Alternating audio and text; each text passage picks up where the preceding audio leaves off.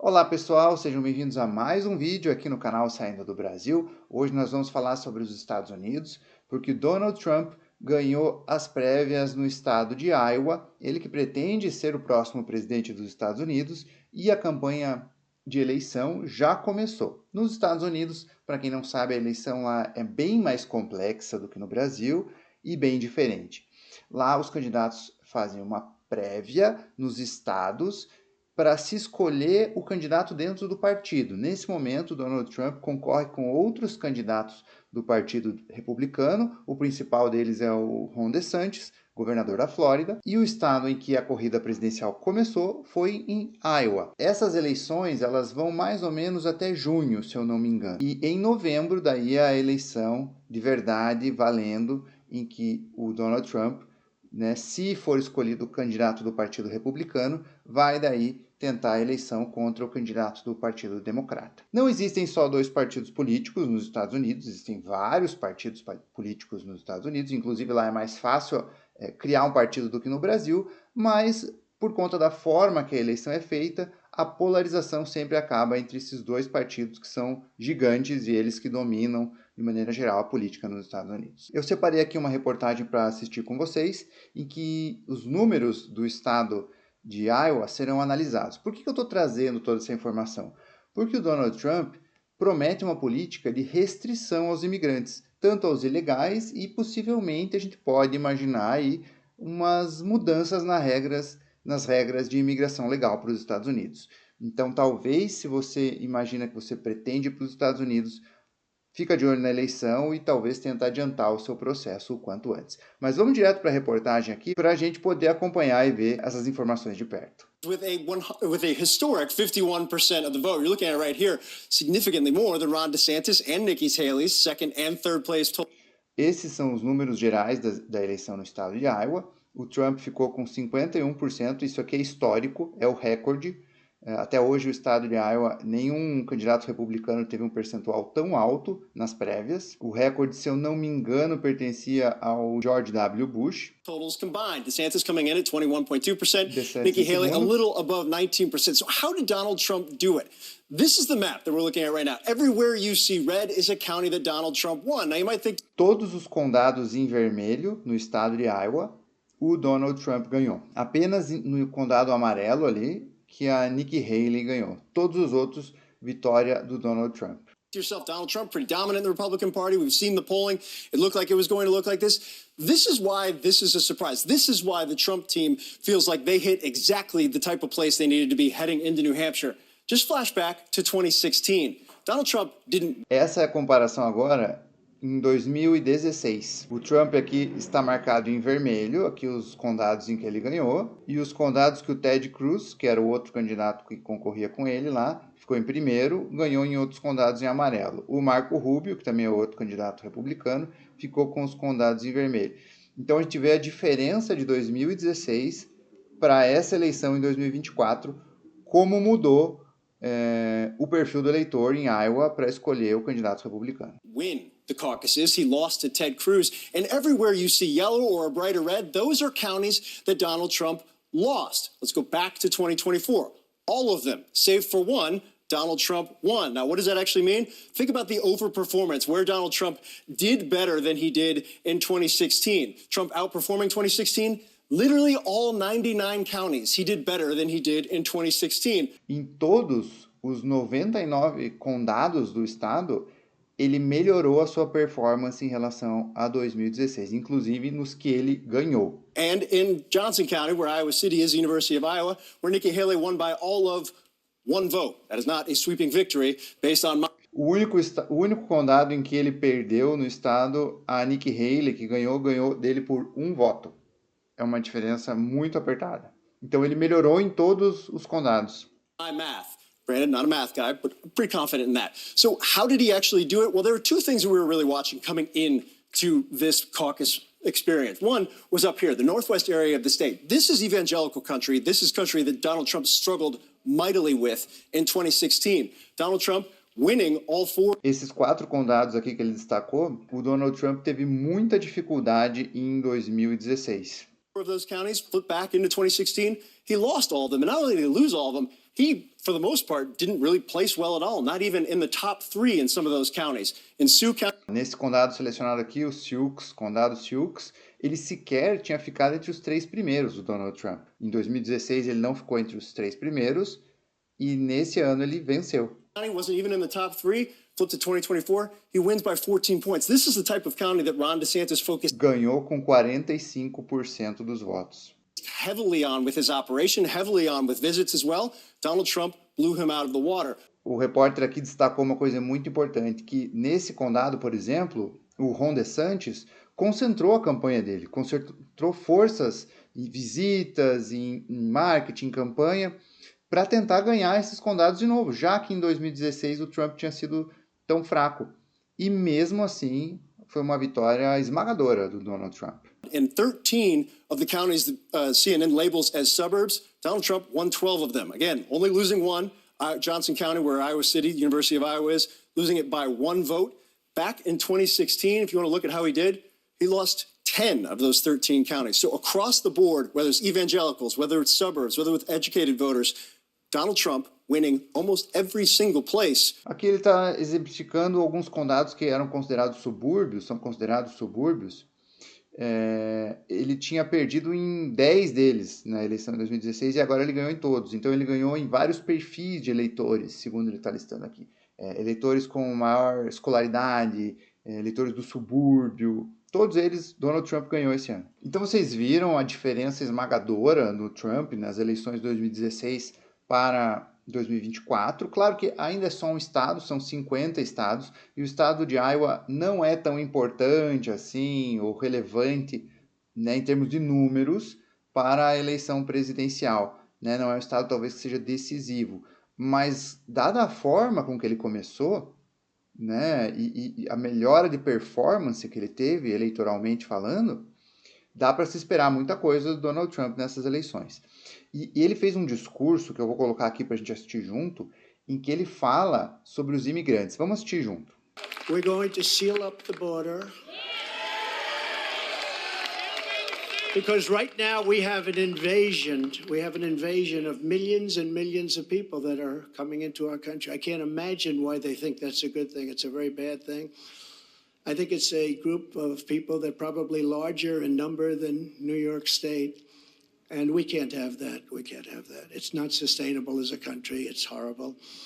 And, you know, they're coming from prisons and jails. They're coming from all over. They're coming from countries that most people have never heard of.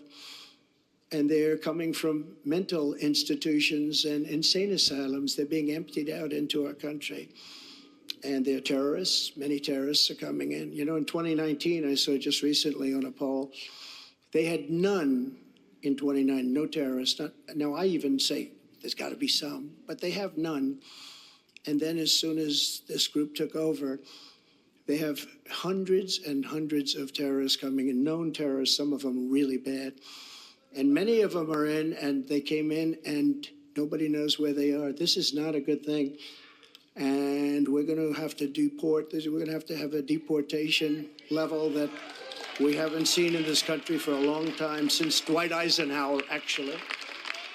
Vou descontar a parte em que ele fala algumas bravatas ali, algumas frases que não vale a pena nem repetir. Mas vamos se ater ao que interessa do ponto de vista de imigração. Ele está prometendo selar a fronteira.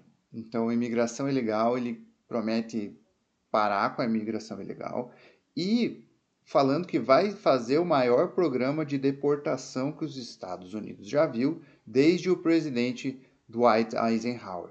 Ou seja, a situação para os imigrantes nos Estados Unidos, ilegais nesse caso, promete ficar bastante complicada.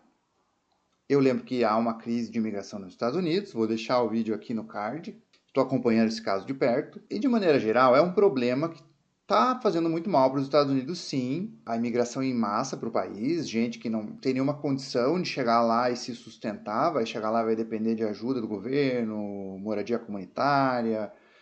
Isso, evidentemente, custa caro para o contribuinte americano. Portanto, ele quer interromper esse ciclo de alguma maneira que o presidente Joe Biden tem sido permissivo, vamos dizer assim. Faz sentido ele falar isso, faz sentido ele fazer campanha para isso, porque isso tem apelo para os eleitores americanos, visto o que está acontecendo. E outro caso é uma reforma no sistema imigratório americano, algo que ele prometeu na última eleição, não foi eleito, perdeu a eleição para o Joe Biden, e pode ser que ele prometa isso de novo. Ainda não está claro, mas acredito que há indícios de que ele vai, pelo menos, tentar fazer uma reforma no sistema de imigração americano. Sem contar que ele também pode agir de maneira administrativa para dificultar os processos, colocando menos recursos na imigração para a parte administrativa de processos, colocando mais recursos na polícia de imigração, no ICE, por exemplo. É um cenário complicado. Vamos continuar assistindo para ver o que ele vai falar. We're going to rescue our economy. We're going to save our economy. We had the greatest economy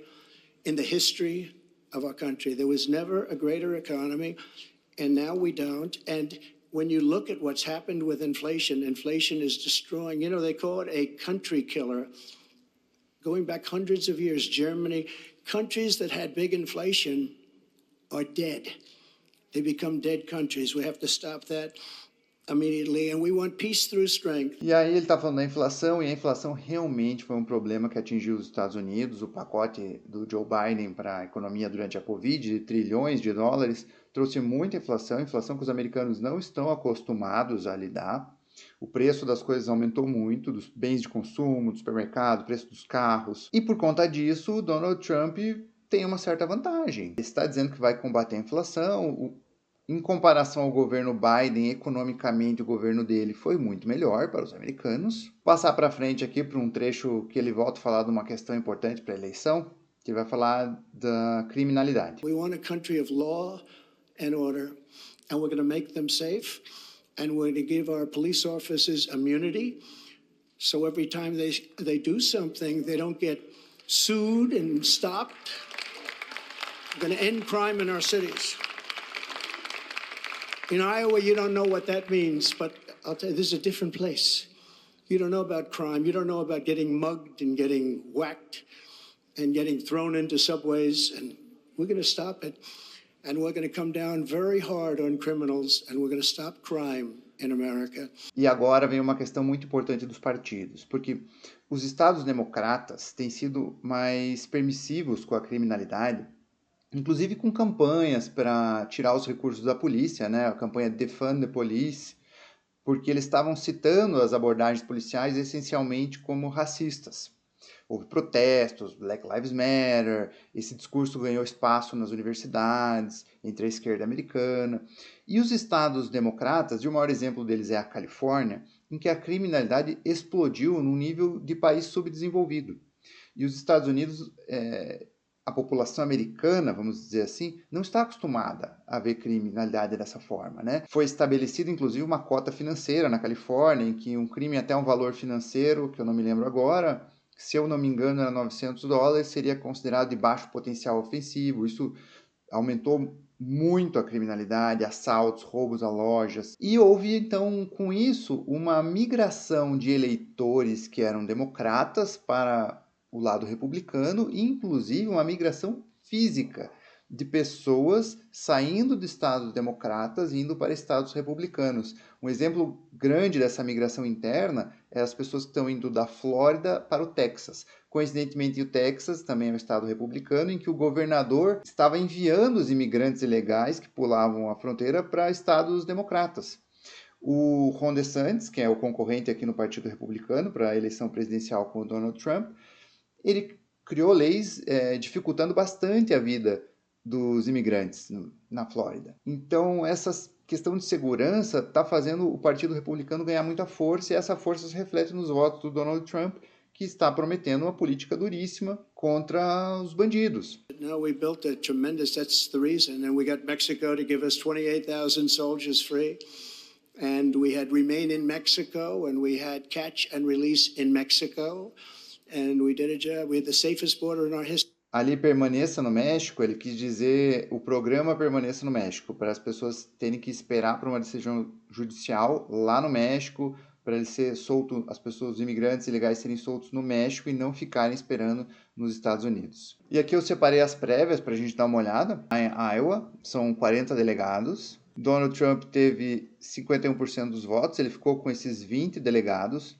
Lá nos Estados Unidos, eles são eleitos os delegados e os delegados escolhem o presidente. Então, o Donald Trump ganhou 20 delegados no estado, o Ron DeSantis ficou com 9 e a Nikki Haley ficou com 8 delegados. Esse rapaz aqui, Vivek, ele desistiu já. E aqui a gente consegue ver os outros estados. Ó, Alabama vai ser no dia 5 de março, Alaska no dia 5 de março, Arkansas, Califórnia, Colorado, 5 de março vai ser uma data muito importante. Lembrando também que a gente tem estados nos Estados Unidos que eles são chamados de swing states.